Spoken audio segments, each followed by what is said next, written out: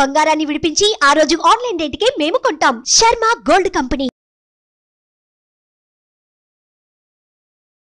అందరికీ నమస్తే. నేను మీ జాహ్నవి. మనతో ఉన్నారు అగ్ని ఉపాసకులు, ప్రముఖ ఆధ్యాత్మికవేత్త తిరుపతి మూర్తి అవధాని గురువు గారు. మాట్లాడేద్దాం. నమస్కారం గురువు గారు.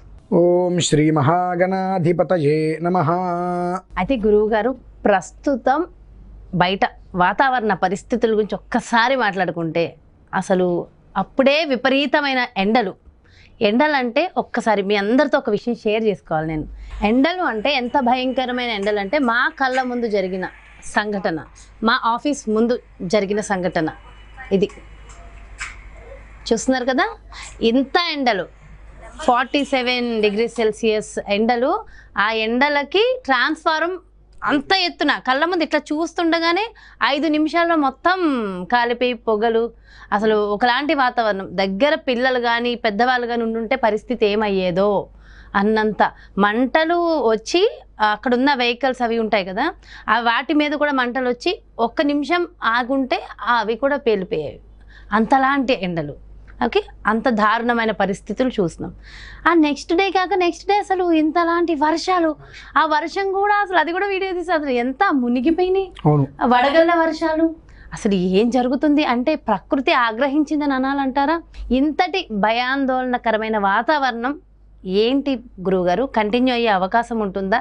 తగ్గుతుందా? అసలు ఏం జరుగుతుంది? ఏం చేయాలంటారు? యథా విధిహుత అగ్నీనాం యథా కామార్చితార్థినాం యథా పరాధదండానాం యథా కాలప్రబోధినాం అని మనకు చెప్పబడి ఉన్నది. ఎలా ఉండేటువంటి దాన్ని అలా ఉంచితే మనం అలానే ఉంచుతాం. మనకు అనుకూలంగా, మన అవసరానుసారంగా మనం ఏదైతే మార్చుకుంటూ వస్తున్నామో అదే ఇవాళ మనల్ని కట్టి కుడిపేస్తుందమ్మా. ఉగాదికి 2 నెలల ముందు నుంచే చెప్పుకుంటూ వస్తున్నాం. ఆ తీవ్ర ప్రభావమైన ఎండలు ఎలా ఉన్నాయి, క్రోధనామ సంవత్సరం ఎంత క్రోధాత్మకంగా ఉంటుంది అనేటువంటి విషయాలు చెప్పుకుంటూ వస్తున్నాం. ఇది ఎలా ఉంటుందంటే అమ్మా, మనం ఎన్ని చెప్పామని కాదు, ప్రతి ఒక్కరూ కూడా జరిగినప్పుడు చూద్దాం. ఏమంటారు, నిజంగా జరుగుతాయా? జరగకూడదనే కోరుకోవాల్సింది. ముందర స్థితిగా ఎందుకు చెప్తాము? ఈ విధానం ఉంది, దీని నుంచి మనల్ని మనం బయటపడే ప్రయత్నం చేసుకుందాం, భగవదారాధన చేసుకుందామంట. వచ్చినప్పుడు చూద్దాంలే అంటారు. ఇవాళ వరకు కూడా, మొన్న ఉగాది నుంచి ఇవాళ వరకు కూడా మరి చూస్తూనే ఉన్నారుగా. సూర్యగ్రహణం వచ్చింది, మన దేశానికి లేదు, విదేశాలకు ఉంది. విదేశాలు నానా ఇబ్బందులు పడతాయని చెప్పుకున్నాం. దుబాయ్ చూశారు ఏమైందో మనకు.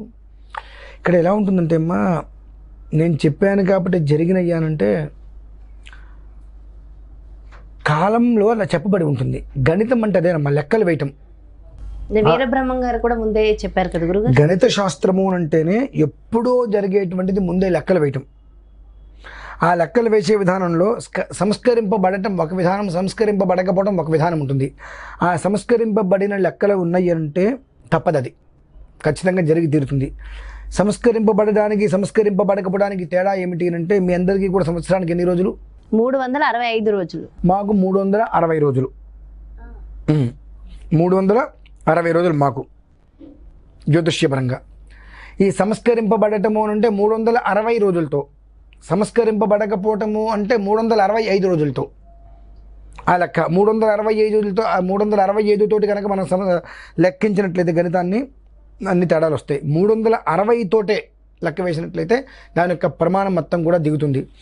దీనికి మనం పూర్తిగా కూడా మనం కొన్ని వ్యవహారాలు చేసుకోవచ్చు. శుక్రమహర్దశ ఉంది, 20 సంవత్సరాలు. 20 సంవత్సరాలు అంటే 7200 రోజులు.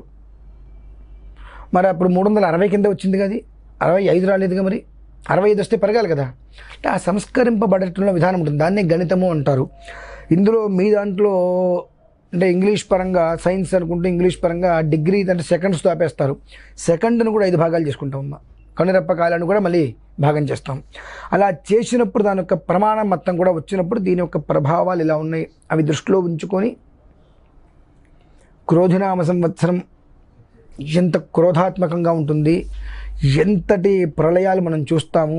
ఇప్పుడు ఈ ఉగాది నుంచి మొదలు పెడితే వాళ్ళ వరకు చాలా విచిత్రమైనవి చూస్తున్నాం. అన్నీ రెగ్యులర్గా ఏదో చిన్న యాక్సిడెంట్ జరిగింది అటువంటివి కాదు, చాలా విచిత్రంగా ఇలా కూడా జరుగుతాయా అనేటువంటివి చాలా విచిత్రమైన విధానాలు మనం చూస్తున్నాం. చూస్తున్నాం అయ్యో అనుకుంటున్నాం, మళ్ళీ మనం చేసేటువంటిది ఎక్కడైనా ఆపుతున్నామా? మనం చేసేది ఏది ఆపట్ల. పోనీ మేమేదైనా చేస్తాం, చూసి నమస్కారం చేసుకోండి అంటే చేయగలుగుతున్నామా? మేము చెయ్యము, నువ్వు చేస్తే మేము చూడము. అంతేనా? యథా విధిహుత అగ్నీనాం యథా కామార్చితార్థినాం యథా పరాధదండానాం. ఎప్పటి తప్పుకి అప్పుడు శిక్ష కనుక పడకపోతే దాని యొక్క ప్రభావం ఇలానే ఉంటుందండి. దీనికి చిన్న కథ చెప్తాను, అర్థం చేసుకోండి. అర్థం చేసుకునే వాళ్ళకి అర్థమవుతుంది. ఒక పిల్లవాడు చిన్నప్పుడు తోటకూర దొంగతనం చేశాడు. వాళ్ళమ్మ, నా నాయనే, నా బంగారమే, నా కొడుకే, తోటకూర తీసుకొచ్చావు నాయన అని అంటుంది. వాడు ఓహో అంటే ఇట్లా తీసుకొచ్చేస్తే మెచ్చుకుంటారనుకున్నాడు. కొంతకాలం తర్వాత మన పోలీసులు పెట్టుకున్నారు. ఆ రోజు నా కొడుకు ఏడుస్తుంటే ఆ కొడుకు వచ్చి, ఛీ నీ వల్ల నా బ్రతుకు నాశనం అయిపోయింది అంటాడు. నేనేం చేశారా, నేను నీ కన్న తల్లి అంటారు, నన్ను తిట్టకూడదంటే ఆ తోటకూర దొంగతనం చేసుకొచ్చిన రోజు నాడే ఒక దెబ్బ కొట్టి ఇది తప్పురా అని చెప్పినట్లయితే నేను వాళ్ళ ఈ స్థితికి వచ్చేవాడిని కాదు. నువ్వు ఆ రోజు చెప్పకుండా నా కొడుకో నా బంగారమో అనేటప్పటికీ ఓహో ఇది మంచి పనుకు నేను చేశా, ఇవాళ నన్ను పోలీసులు తీసుకెళ్తున్నారు. యథాపరాధ దండానం. ఎప్పటి తప్పుకి అప్పుడు శిక్ష కనుక అనుభవించకపోతే అది పెరిగి పెరిగి పెరిగి పెరిగి పెరిగి మనల్ని ఎదగనేకుండా తొక్కేస్తుందమ్మా. ఇప్పుడు జరిగేది అదే. 3 సంవత్సరాల క్రితం బుద్ధి వచ్చిందేమో అనుకున్నాం, జరిగిన దానికి కరోనా లాంటిది ఒకటి వచ్చింది.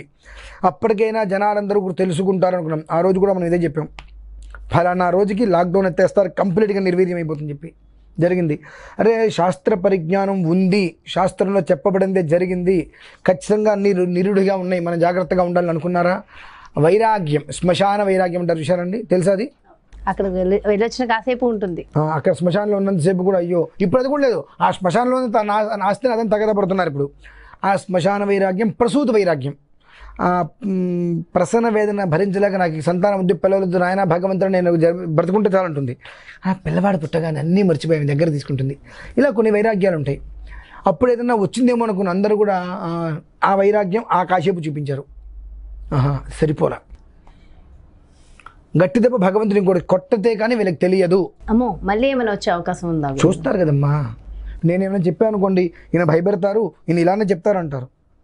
చూడండి, చూసిన తర్వాతనే తప్పురం చెప్పా. ఒక 15 రోజుల ముందు కూడా రాబోయే 15 రోజుల్లో జరిగే విచిత్రాన్ని దృష్టిలో ఉంచుకొని మీ పద్ధతుల్ని మార్చుకోండి అన్న.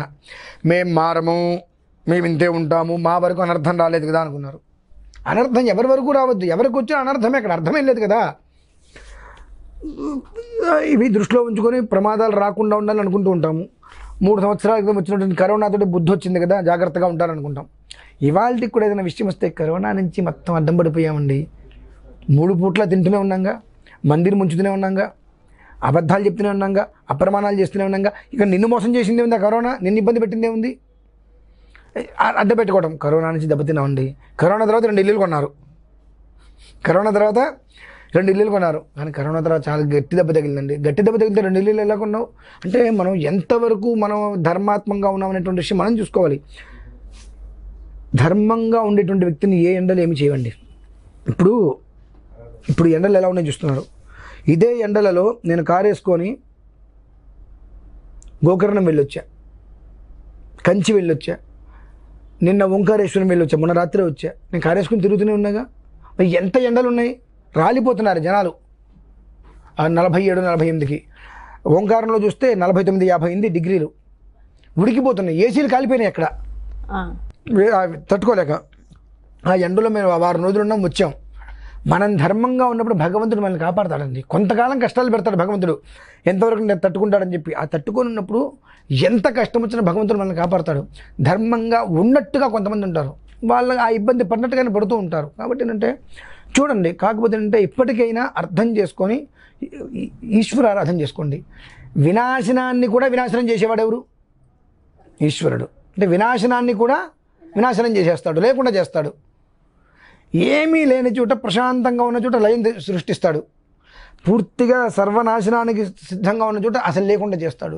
రెండిట్లకి కారకుడు ఈశ్వరుడు. ఈ క్రోధినామ సంవత్సరం మనం చూసింది ఇక్కడే అమ్మా, మొదట ముందుకు వెళ్ళడా. ఇప్పుడు వస్తే ఇంకొక 2 నెలలు ఓపిక పట్టండి, అంతేనంటారా? ఈ ఎలక్షన్స్ అయిపోయే సమయానికి ఓపిక పట్టి ఎన్ని దారుణాలు చూస్తారు. కానీ భగవంతుడిని నమ్ముకుంటే ఇది మనకి ఇప్పుడు మే, ఇవాళ మనకు 9వ తారీఖు, రేపు అక్షయ తృతీయ కదా, మే 9వ తారీఖు. జూన్ జూలై 2 నెలలు చూడండి. ఆ 2 నెలల తర్వాత అయినా మేలుకోగలిగితే బాగుంటుందమ్మా.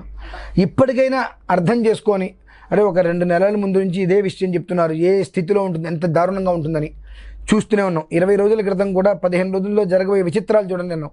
సడన్గా పడింది వర్షం అంతా, ఒక 2 గంటలు 3 గంటలు మొత్తం అంతా మునిగిపోయింది. అసలు డ్రైవింగ్ చేస్తున్న వాళ్ళకి ముందు కూడా కనిపించినంతలా 3 గంటలు మొత్తం అంతా ఒక్కసారి రూపు మారిపోయింది. అదే ఒకే ఒక్క రోజు దుబాయ్ మొత్తం రూపు మారిపోయింది. ఈ పరిస్థితులు ఎందుకు వస్తున్నాయి? భగవదారాధన చేసుకుంటారు. అది కన్నా ఎప్పటికైనా అర్థం చేసుకొని వాళ్ళలో వాళ్ళు చైతన్యాన్ని తెచ్చుకొని భగవదారాధన చేసుకుంటే వినాశనానికే వినాశనం తీసుకొస్తాడు ఆయన. కాబట్టి ప్రశాంతంగా ఉండగలుగుతారు. కాదు కుదండి ఇంకొకసారి మేము ఇంకొక ప్రయత్నం చేస్తాము అంటే ఇంకొకరు చూపిస్తాము. కళ్ళ ముందు చూస్తున్నాం సరిపోతుంది. భగవంతుడిని నమ్ముకుని మళ్ళీ ఆ భగవంతుడే లేడు అన్న వాళ్ళకి కూడా ఎలాంటివి జరుగుతున్నాయో చూస్తున్నాం మనం కళ్ళ ముందు.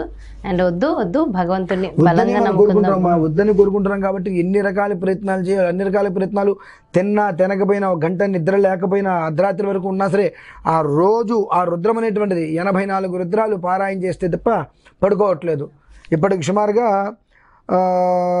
రేపు 22వ తారీఖు వస్తే 2 నెలలు అవుతుందమ్మా. నాకన్నా పెచ్చ విర్రా, నాకేమన్నా తలతెక్క, ఎవరు ముందుకు వచ్చినా రాకపోయినా చేయడానికి అందరూ బాగుండాలి. నేను ఆలయం నిర్మించడానికి ఇంతమంది సహకారంగా ఉన్నారు, అంతమంది సహకారంగా ఉన్నారంటే అంతమంది బాగుండాలని చెప్పి నేను ప్రయత్నం చేసి మొదలు పెడుతున్నా. ఏమన్నా మిమ్మల్ని పంచాక్షరి జపం చేసుకోండి అయ్యా అన్న, ఈ వినాశనం చూడము అన్న. ఇంతకుమించి మనం చెప్పకూడదండి. ఎందువల్లనంటే చెబుతుంటే ఎలా ఉందంటే జనాలకి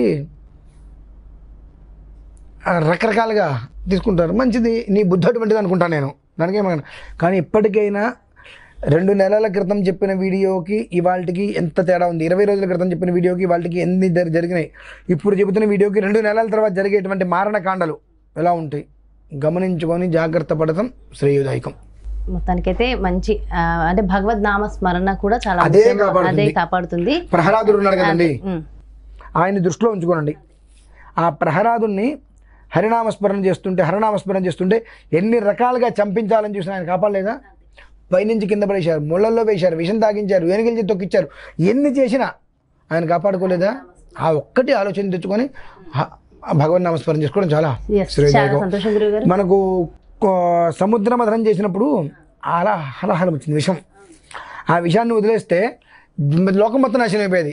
ఆ హాలాహలాన్ని కంఠంలో దాచుకొని మనందరినీ కూడా భగవంతుడు కాపాడుతున్నాడు కదా, ఆ రకంగా కాపాడతాడు మహేశ్వరుడు. ఇందులో ఇంకొకటి గమనించవచ్చండి, శనివారం లేదా మంగళవారం, ఇది బాగా దృష్టిలో పెట్టుకోండి. శనివారం లేదా మంగళవారం మృగశిర, చిత్తా, ధనిష్ఠ, పుష్యమి, అనురాధ, ఉత్తరాభద్ర ఈ నక్షత్రాలు ఈ వారాలు వచ్చినప్పుడు ఎక్కువ జరుగుతున్నాయి ఇవన్నీ. పరిహార మార్గం అంటే భగవన్ నామ అంతే. ఎందువల్లనంటే శనికుజ నక్షత్రాలు అవి, కాబట్టి ఈ నక్షత్రాలు ఈ వారాలు వచ్చినప్పుడు ఎక్కువగా జరుగుతుంది. సడన్ మైన విపత్తు లాంటివి జరుగుతున్నాయి. నార్మల్గా జరిగే వాటి కాస్త విశేషంగా ఉండేటువంటి విధానం జరుగుతున్నాయి. గమనించుకొని జాగ్రత్తగా ఉండటం, ఈశ్వర నామస్మరణ, భగవన్ నామస్మరణ శ్రేయస్కరం. చాలా చాలా సంతోషం గురుగారు, చక్కగా వివరించారు. Thank you so much. నమస్కారం. సో చూసారు కదా, సో మనం జాగ్రత్తగా ఉండడం, మన చుట్టుపక్కల ఉన్న వాళ్ళందరూ బాగుండాలి, మనం బాగుండాలంటే మనం చేయవలసిన భగవద్ ఆరాధన గురించి చక్కగా వివరించారు కదా. మరో ప్రత్యేకమైన కార్యక్రమంతో మళ్ళీ మీ ముందుకు వచ్చేస్తాను. మరి అదేవిధంగా మీ యొక్క జాతకానికి సంబంధించి కానీ, లేదంటే మీ ఇంటి వ్యాపార వాస్తుకు సంబంధించి కానీ గురువుగారిని సంప్రదించాలి, గురువుగారు నిర్వహించేటటువంటి ప్రత్యేకమైన హోమాలు, యజ్ఞాల్లో మీరు కూడా పాల్గొనాలి, వివరాలు కావాలి అంటే కింద డిస్ప్లే అవుతున్నటువంటి నెంబర్స్కి కాల్ చేయగలరు. నమస్తే.